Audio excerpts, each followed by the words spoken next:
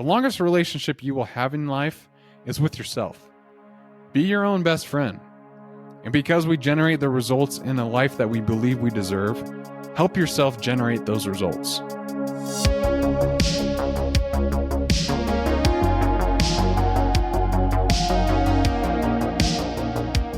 How often do you see or meet someone who appears to be living a first-class life? Maybe they're in great physical shape. Their hair's trimmed up, they're well-groomed, their clothes, whatever their style, look clean and sharp and pressed. It's clear they've taken some time for themselves. They pull up in a car that's clean. It's not necessarily a fancy car. It just doesn't look like they've eaten their last several meals in it. And when they get out, their shoulders are back and their head is up. They walk forward purposefully with an air of confidence about them. There are a lot of people who look at someone like that, maybe you're one of them, and say, that's for other people, not me. I'm not entitled to that. In fact, a lot of people look at that and start making excuses. I don't have time to stay fit. I can't afford to get my hair done like that. And again, the story they tell themselves is, that's for those people. That's not for me. It's not just material goods or individual presentation, because you can be looking at someone from the exact same socioeconomic situation. People deliver that message to themselves in every aspect of life. A lot of people will see another couple that's out holding hands or being playful or laughing or playing a sport or visiting a gallery together and look at that happiness and joy, and they say, well, that's for other people. That's not for us. The only reason someone says something like that is that they don't think they deserve something they want. And if you don't think you deserve that happiness, that fulfillment, that confidence, there is no way you will generate that result in your own life. That is from a chapter of Dr. Phil's book, We've Got Issues. And it is the topic we're going to be discussing today, which is, why is it important to believe in yourself? Okay, Brett, why is it important to believe in yourself? Why would you dedicate an entire episode of getting after it to talking about the significance and the importance of believing in yourself and your abilities? But being your own biggest champion, that's what we're talking about today. And it goes back to what I've mentioned a few times on this podcast about being your own biggest cheerleader, meaning you're the person that is driving you internally to try and reach goals that you necessarily haven't before, that might be a little scary, but you know deep down your abilities are there and you have the capabilities to do it, right? So why is it important to believe in yourself? Henry Ford once said, whether you believe you can do a thing or believe you can't, you are right. And this is a guy that changed the entire automotive industry, pretty much brought it to its forefront. But think about that last part. Whether you believe you can do a thing or believe you can't, you are right. That's the power of self-belief. And I want to make a line very quickly. We are going to be talking about self-belief, and we're also going to be discussing the difference between self-belief and self-delusion. So making a fine line between those two. You don't want to be overly confident to the point to where you become delusional, and you don't want to be so timid that you're not willing to go and pursue your goals or try and get after them. Like, that's the whole point of getting after it, is you're doing what you can to push yourself and test your limits. I think it's a critical part of everyone's life to test their limits, to really push themselves to try new things, because that ultimately is how you find what you're interested in. That's how you ultimately find what excites you, what makes you happy, the things in life that you actually care about, and what matters to you. So this is going to be a good one. I'm excited to talk about this stuff, because self-belief and self-confidence is something I've struggled with actually my entire life. And it probably comes down to the fact that when I was younger, I was chubby. I'd get made fun of all the time. My brothers were the biggest component of that. My brother Drew, he'd call me a little chubby kid all the time, and that's fine. He's a brother. But it's different when like classmates call you, hey, you're a little chubby, or man, you've been eating a lot, right? Like, that's a different feeling than when your brother's teasing you. So I didn't really develop self-confidence until I was probably about 22 years old.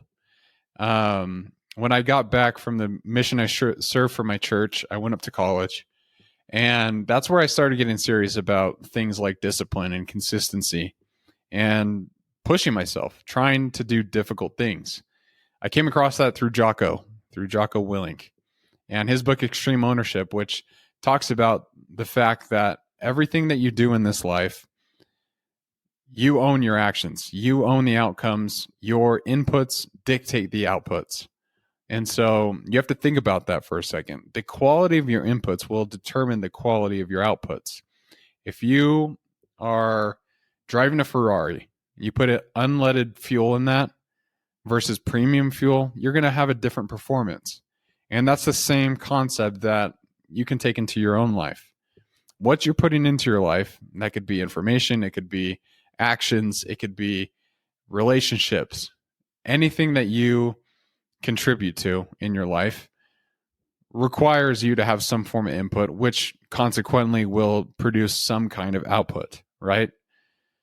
So let's jump into this. I'm dishing around here, so let's jump in. I think this is really important, but I want to start by first understanding self-belief. Now, self-belief is the foundation of personal empowerment and really effectiveness. As cheesy as it sounds, it's going to sound a little self-helpy for a second, but I want to explain that self-belief influences how high we set our goals, the energy that we are putting into them, and our resilience when we start to face challenges, setbacks, whatever that might be. So, self-belief, what is it? Well, it's about finding your inner strength.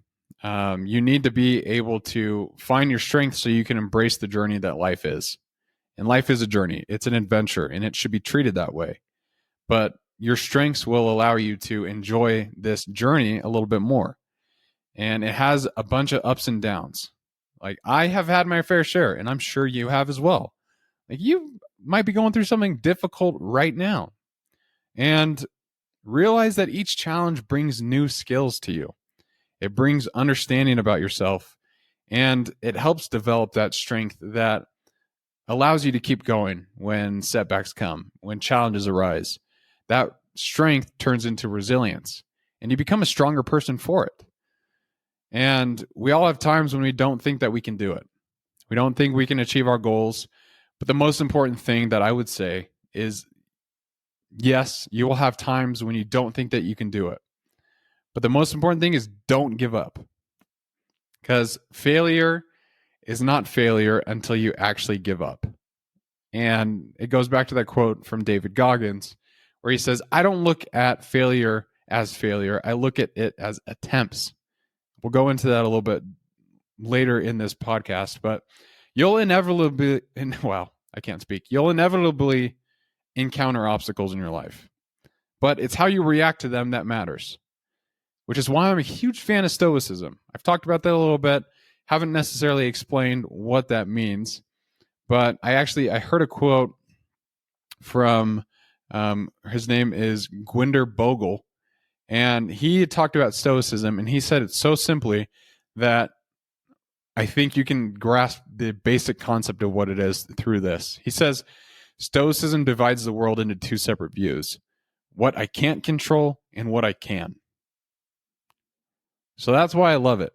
That's why I love Stoicism, because it allows you to look at your life as, hey, what can I control in my life? What can I influence? And what are the things that I can't, which I shouldn't worry about if I can't control them, right? So it kind of eases up that brain space for you and allows you to focus on other things.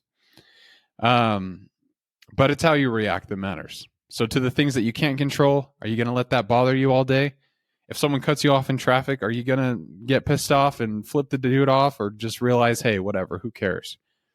That guy his wife might have been pregnant and she's having a kid. He had to get to the hospital real quick. That's fine. He can cut me off. How are you going to react to these different challenges that come your way, or setbacks or annoyances? Like, I think that shows a lot about you, your character, who you are as a person, and everything in between. Now, believing in yourself is about digging deep and realigning your focus on what you really want in life. You need to discover how to believe in yourself. And when you do that, that is truly when you start to see your potential. And when you start to realize that all your goals are in your reach. Like I said, it sounds self-helpy, but it's the truth. It's the basic concept of any self-confidence is you need to have that initial belief in yourself. Now, is it a magic cure? No. Does believing in yourself make all your wildest dreams come true? No, it's not going to. You might want to be the best basketball player in the world and just hope it happens by all means. But if you're not taking action towards that step, then it's not going to happen. So self-belief, that's where delusion comes in if you're thinking that you're going to be the best basketball player without any action or without any evidence. But what it does do is that it helps you confront your doubts and it helps you overcome them. Because where there is doubt, there's a struggle. And that's okay. That's part of life. But when you believe in yourself, you know that you have the potential to climb any mountain and conquer any challenge by making steady progress over a prolonged period of time.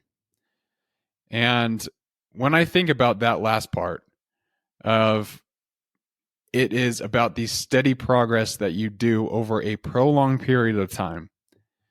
So what's a good example of that in my life? I think training for the Ultra is a pretty good example. Like I've been training for this race for about 5 months, and the weeks have gotten longer in terms of mileage. Like I've been putting on more miles on my legs every single week. And it's this steady progress over this 5-month period that makes me confident in myself that next week I'm going to crush this race. I'm going to do my best because I've built the evidence that's there. And I'm sure you have goals that you might think are way far off in your future. Maybe it's you're trying to build your first house, which my wife and I are trying to do, but we're planning for that. But whatever goals that you have for yourself, maybe you want a promotion at work. So are you just going to hope that it happens? No, you don't want to do that. If you believe that you deserve that promotion at work, what you need to do is prove it to the people that you work with. Prove to them that you're capable of doing more. That might be going above and beyond what's asked of you. It might be stepping in and taking on extra projects. But figure out what needs to be done in order to get you one step closer to that promotion. And I think the way that we look at ourselves shapes our perception of our capabilities. It really influences our approach to problem solving when issues come up and shows you that you have more opportunity than you think. Because I think about the book a lot, The Obstacle's the Way by Ryan Holiday. His entire point of the book is that when challenges come up and issues arise in your life, you shouldn't get discouraged by that. Instead, you should look at that as success because it means you're moving in the right direction. The obstacle is the way. That's the whole point of the book, is that the obstacle is the way to the path that you want. And I'm actually reading another book right now by Ryan Holiday. And he starts it off by talking about Hercules and how he was given 2 paths to choose at one point. One path, there was this beautiful woman on the other side who was like, "Hey, Hercules, come on over here. You can have everything you want." I'm not going to do that voice. You can have everything you want, and life will be easy to you. It'll be handed right to you, and you won't have to work for anything. You just have it. And then the other path was kind of just a regular person, and she was saying, "Hey, if you come down here, it's going to take a lot longer to get to. You'll still be able to achieve your dreams. You'll still be able to have everything you want, but it's going to take a lot of time. It's going to take a lot of work. But I promise you, if you come down this road, you will be a lot more proud of the work that you've done, and it will mean more than just having it received to you." And I think about that a lot, like not necessarily the Hercules example, but the fact that important goals take time to accomplish. And it's through that resilience, it's through staying disciplined, consistent, that those dreams become reality. And you have to believe that you deserve the dreams that you have for yourself. That's what Dr. Phil was saying. You deserve the life that you want. And so your actions should reflect that. You should take time to really think about the things you're doing. And if they don't align with your goals, then you need to remove them from your life. There's this quote from Michael Jordan: "You must expect great things of yourself before you can do them." Now, think about Michael Jordan. He is arguably the best basketball player in NBA history. He's undefeated in the finals.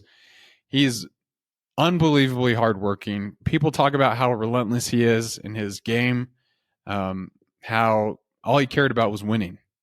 And I'm sure there were times in his life where he doubted himself, when he was not sure if he was going to be able to pull through in the finals, where he was literally beat down by the Detroit Bad Boys to the point to where he could have given up. Like, these guys were literally out there, the Detroit Bad Boys were. They were out there to pretty much kill Michael Jordan, get him off the court. They didn't want him to play because they knew if Jordan was playing, they'd probably get beaten because he was able to lead them. And he was a freaking hard worker. And so they defaulted to getting super aggressive with him and trying to break him down, like I said. But he didn't give up. And he expected great things of himself. And because of that, he did them. And so the same principle applies to you. Like, I think a good thing that we can learn from Michael Jordan is his visualization that he had.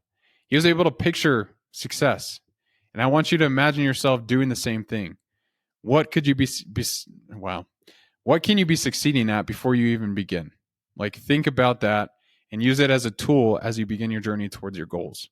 Visualize your success. Visualize what it's going to take to get there. And don't be surprised when challenges come up. Instead, start to critically think and problem solve. And you'll get there. It's just a matter of time. So, what's a good way to understand where you're at with your self-belief? I think self-reflection. And what does that mean? Well, it could be a few things that you do, but what I would do is map out certain beliefs or levels of self-belief in certain areas of your life. So I would do your career. Where do you feel you're at there? Your personal health. Where do you feel you're at? Your relationships. Where are you? And you can go on with other categories, but I think those are three pretty significant ones. I'd also probably add faith there, because faith in yourself, faith in God, kind of allows you to have that self-confidence because you're believing in a greater plan. So break it down into different categories that you think are most important in your life, and then rank yourself on them 1 to 10. Where am I with the self-belief that I have in my career and my personal health? Can I improve that? My relationships, my faith with God, whatever those look like for you. But just sit down and do that exercise. And I don't want you to write it in your phone, because oftentimes that's just an easy thing to do. Instead, I really want you to be intentional with this, and I want you to sit down with a pen and paper and just write out where you're at with your self-belief and look at areas that you can focus on. And this constant practice of self-reflection, self-evaluation, that's going to get you one step closer to your goals in the end. And I think a weekly practice of this is a good call. I journal mostly every night, and that's a helpful way for me to do it. And you might feel the same, but it's a way for you to track where you're at. So self-belief is crucial in any success that you are trying to achieve. And I want to talk about delusional confidence, because there's a lot of danger in delusional confidence. But what is that? Confidence and delusion, in my opinion, have a very thin line of difference. Let me try to tell you what I really think of the two. So confidence is when you know and believe in your heart that you can do something even though you might have failed at it once or twice. And for me, that's sales. I have failed so many times in sales. I have failed more times than I can count, but I've also seen a lot of success through it. But it's through those failures that I realize that gets me one step closer to my goal. And we have this saying that we say on our team, that a no from someone gets you one step closer to a yes. So if someone tells you no, you're getting one step closer to someone telling you yes. And it's just through inputs and outputs. So I think that's a interesting thing to think about, is like, if you failed at it before, don't look at it as a failure. If you still believe that you can do something, don't let that hold you back. Now, delusion, on the other hand, is just the exact opposite. You know in your heart that you are no good at something, but you don't want to believe that for yourself. So you are living in denial and you make no efforts at improving yourself while you still have the chance to. And some say that confidence without evidence is delusion. I think that applies here too. If you don't have that evidence that you're making small steps towards a certain goal, then you need to do one of two things. You need to either reevaluate where your current state is and maybe adjust your goals accordingly, or you need to find another goal to pursue, because otherwise you're wasting time. And the most valuable resource that we have on this earth is time. It's the only thing that we can't make more of. So think about that for a second. But I'm going to say it again. Confidence without evidence is delusion. You're welcome. I came up with that. I feel actually pretty proud about that one. But it's I feel like it's true though. Like if you don't have the evidence there, you're just telling yourself a lie. And lying to yourself gets you nowhere. Don't do that. You know, you've been taught not to lie to other people. So imagine what you're doing if you're lying to yourself. You're living in a completely different reality, if that's the case. George Mack, I'm pretty sure he's just like a psychologist or something, but he has this quote that I think is super profound. Not profound, but powerful. He says this: there's a guy out there with half of your talent, but 10 times your self-belief, making 5 times the money. That's the power of self-belief.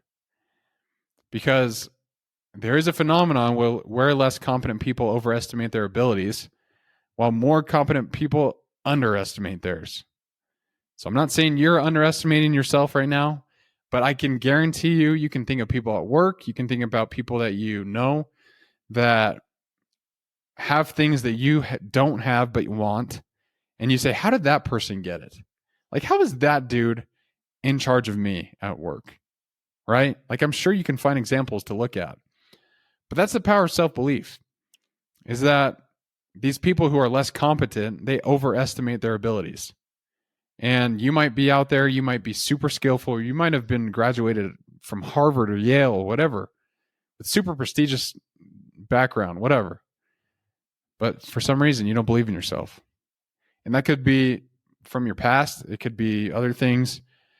And I don't know. But delusional self-confidence can lead to failures in many areas. In leadership roles, it can lead to financial losses. It can even lead to like social isolation. Like you might feel like you're trying to achieve something, which, you know, could take you away from your friends. You might obsess about it, whatever that is. But there is a key component to this, to any success, where you need to be humble and you need to be open to feedback. Because only in those two ways, if you're not humble, you're not going to be willing to listen to the feedback and apply it to your life and get you one more step closer to your goal. And if you're not open to that feedback, that's not going to get you anywhere. So it's really important that you believe in yourself, but be humble about it. Like, I'm not out there trying to say, hey, I'm running an ultra marathon next week. I'm going to come first in place. I've worked so hard for this. Like, I got this. No, like, I know I'm going to struggle on that race. I know it's going to be difficult, but that's why I'm doing it. And if you are struggling with self-confidence, my best advice to you would be to do something physically challenging. Start small if you haven't worked out in a while, but set a goal to run a mile or a 5K or a 10K. I don't know where you're at, but this is where you have to be brutally honest with yourself. It's like, if you haven't ran a mile in a couple years, maybe that's where you start. But the point of doing something difficult physically, in my opinion, helps build your confidence faster than anything else. Because when you do something difficult like that, you realize that you're capable of doing more. And you have to wake up, do the next day. And okay, you're tired, but hey, you have to get up and do it the next day. Oh, dang it, a long day at work, got to deal with the kids. Okay, wake up and do it the next day, right? Like, it's a consistent process. It is sometimes painstaking. Like it takes a long time to really feel progress sometimes. And that's okay, because doing difficult things and hard things refines you into the person that you need to be. And that's the whole point of why we run Team Tim. Allie was on here, like 20 podcast episodes ago, but she talked about the main reason why Team Tim is a thing. And so if you haven't heard of what Team Tim is, it's a race that we do every single year in honor of Allie's dad, Tim Murphy, who passed away from cancer in 2020. And it started while he was alive, but Allie, her brother, and a family friend decided to run a 10K in his honor. And Tim was pumped because he knows how difficult it is to run. He knows that a lot of effort was going to have to go into it, and that the people running the race were going to be uncomfortable the whole time.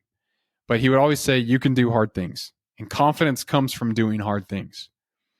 And that little group of 3 people turned into a group of 55 people this past February, of people who don't consider themselves to be runners, or individuals who aren't necessarily the most fit, but they all dedicate themselves to running for this cause. And at the end of it, every single one of them, unless they're all lying to us, they all say, I can't wait for next year. Like, let me know when it's coming. I'll be there. I'm going to show up. I'm going to run Team Tim. Why is that? Why do people do something difficult like run a half marathon, literally pay like $150 to put yourself through pain? Some people call it hell. Like, why? And it's because confidence comes from doing difficult things. Because I guarantee you, most of those people who toe up to the racing line, they say, man, I really hope I can do this. I'm going to do my best, but I really hope I can do this. And then when they stay in the fight and they remain consistent and they get to the point to where they actually do it, their confidence builds.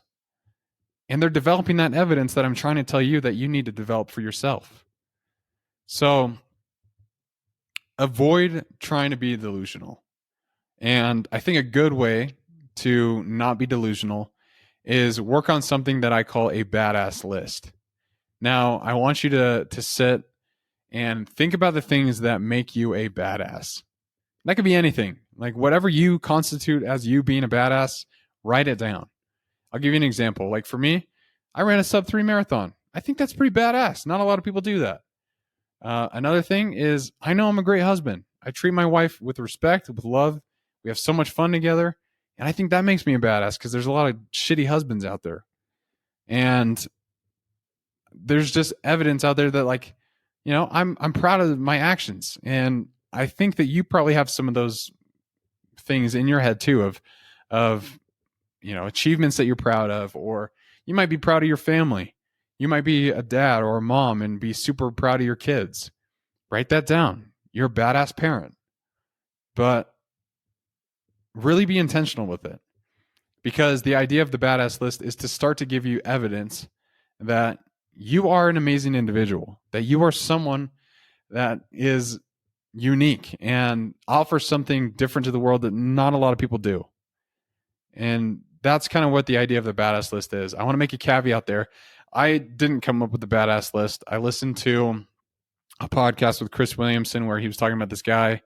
His entire idea was he was trying to help men gain confidence. And so he would bring these group of men into a room and say, everyone write down 50 things that makes you a badass. And then each of the men, one by one, would get up and share their list of 50 things. And after every single item that was read off, the entire audience would cheer, clap for him. And by the end of it, the guy was always like, these people just look like they won the Super Bowl. And so if you want to do it, you write down your badass list and you want to share it with me, I'll be that person that cheers you on. I'll be freaking stoked. I'll say, hell yeah, that is you. You are a badass, and keep going at it. So that is a good way to avoid the danger of being delusional with your self-confidence. Is if you have the evidence, if it's there, then capitalize on that. Use it to build you up, not to bring you down, and start to build on that list.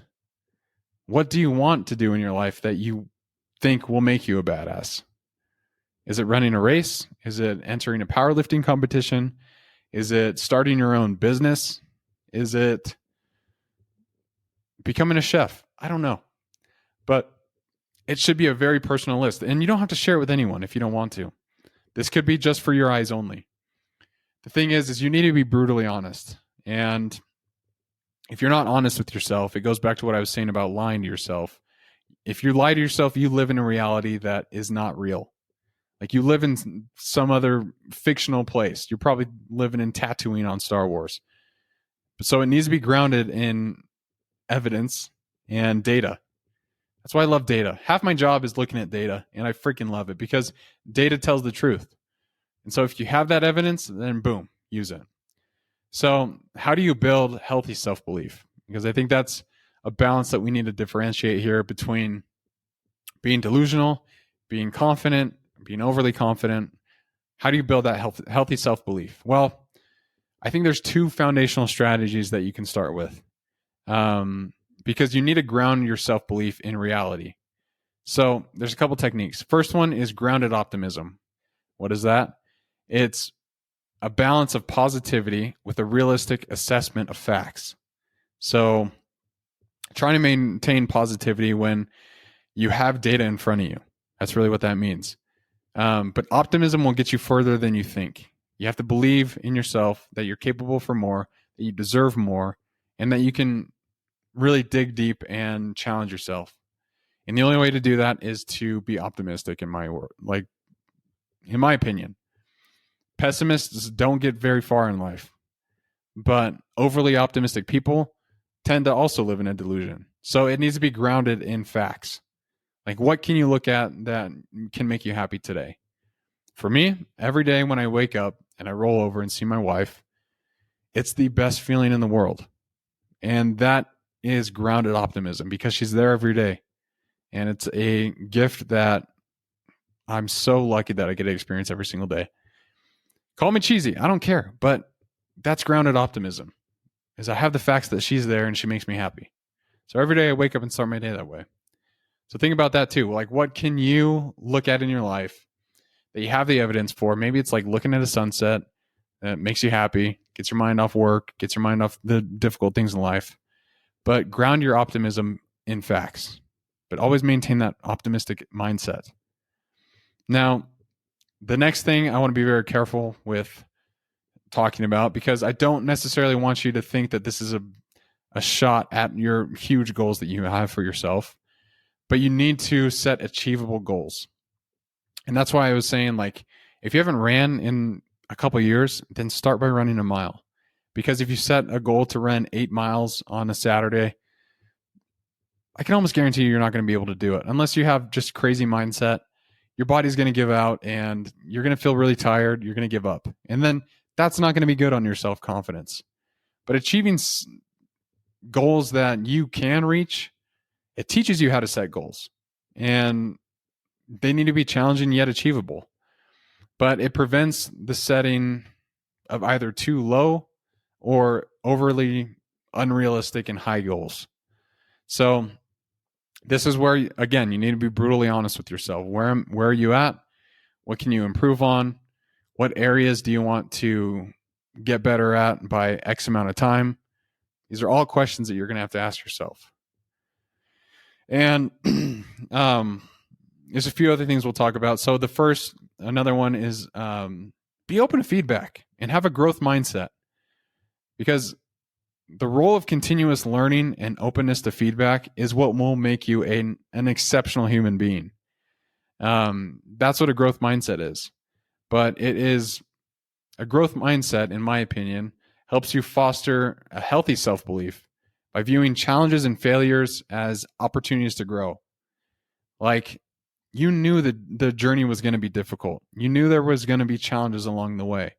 So when those challenges come your way, don't shy away from them. Instead, figure out what you can do to problem solve, get through them, and use it as an opportunity to grow. Even if you fail at something, it's not a failure unless you give up. Remember that. And you need to be resilient. That's another strategy for you. What does that mean? It means, like I said, maintaining that problem-solving attitude towards setbacks and practicing mindfulness, even if you need to do some meditation or something. But go on a walk. Like when challenges occur, okay, let me take a step back here. When I have a setback happen in my life, one of my favorite things to do is just to go on a walk. And I try not to think about anything. I just look around. I try and look at nature, but I try and get present.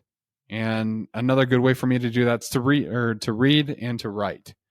So getting present and grounding yourself in reality again is a good way for you to practice mindfulness.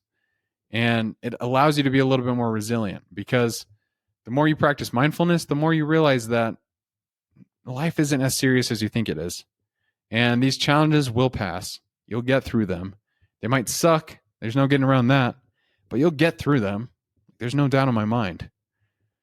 And last thing I want to say on some of these, like building a healthy self-belief in yourself, is I would do two things. First and foremost, journal about your achievements. Talk about the progress you're making. You don't have to share this with anyone. This is just about you, your relationship to yourself. And Dr. Phil, he has this great quote in his book. Same book, We Got Issues. But he says this about what it means to be your own best friend. He says, look, the longest relationship you will have in life is with yourself. Be your own best friend. And because we generate the results in a life that we believe we deserve, help yourself generate those results. Shout out to Dr. Phil. Hey, Dr. Phil, if you ever want to be on this podcast, I'd love to have you on. You got some good things to talk about. But think about what he said there. Like, I'm going to bring it back because it's freaking amazing. There's so much power in self-belief, but the longest relationship you have in your life is with yourself. So you need to be your own best friend. You're not going to get along with your spouse all the time. You're not going to get along with your kids all the time, the people that you work with, but you can get along with yourself. And you need to figure out how to do that. And I love this part where he says, and because we generate the results in life that we believe we deserve, help yourself generate those results. And that might mean sitting down, writing out your plan, figuring out what you need to do to take that leap and really reach for that goal. How many times on this podcast have I said that I believe that we are all meant for greatness? God didn't create us on this earth to just be mediocre people. He created us because we are in his own image, right? Like if you want to get religious about it, God created us in his image. And I don't think he'd create crappy people on purpose.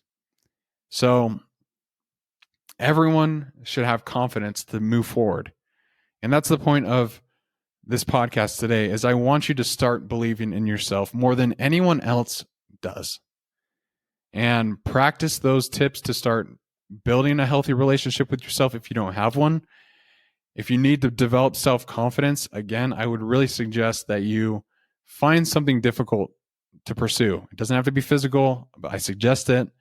But find something difficult to pursue and take steps to get there. Because once you start compiling evidence, you'll realize you are capable of more and that you deserve more. Because you do. You're an amazing person. If you're listening and getting after it, obviously you're focused on self-improvement. Obviously you're focusing on ways that you can be a better person in society. You can be a better person to your friends, family, improve your relationships. But the best way that you can improve your relationships with anyone is first start with yourself. Treat yourself how you would treat other people. That's the way to success, in my opinion, is it comes from within. And like Michael Jordan said, you have to actually imagine yourself first before you do the thing. And so do that. Just picture your most unbelievable life that you can ever imagine for yourself. And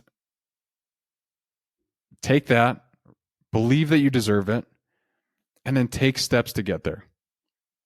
Easier said than done, I understand that. And by no means am I perfect. This is something that I still have to work on for myself all the time. But that doesn't mean I'm going to stop, because progress only becomes a failure when you stop doing the thing. So do the thing, whatever the thing is, and don't be afraid to reach. There's this quote I mentioned in the last podcast, but if you're not scared, you're not reaching. And before I jump off this, I do want to shout out to Winston Churchill. I did a podcast on him last episode, but really the main thing that I love about Winston Churchill was his self-confidence in himself. So from age 7, I'm pretty sure, I read in his book, he knew that he was going to be the Prime Minister of Great Britain. But for some reason, he just felt that way. And because of that, he took the steps to get there. So he practiced government. He went into the military. Everything he did in his life reflected his vision for himself. And that's why I love his quote where he's literally fighting in a war. And he says, "I'm so conceited, I do not think the gods would create so potent a being as myself to be killed in combat." This dude didn't think he could die in war because he thought he was going to be the Prime Minister of Great Britain. I would say that's a healthy balance between delusion and confidence, but figure out what you're skillful in. So work on your badass list, journal about your goals, journal about your achievements, do self-evaluating practices on a regular basis, because that is only how you can improve. Once you understand that there's something you can work on, then your attention should focus on that. And I appreciate everyone for listening. This is a topic that's very important to me. So if it has helped you in any way, please send it to someone. Please share it. Leave a review. That also helps the show. But realize you're capable of more. If you don't believe in yourself, realize that I do. Because humans are made for greatness, and you're one of them. So until next time, everyone, thanks for listening, and keep getting after it.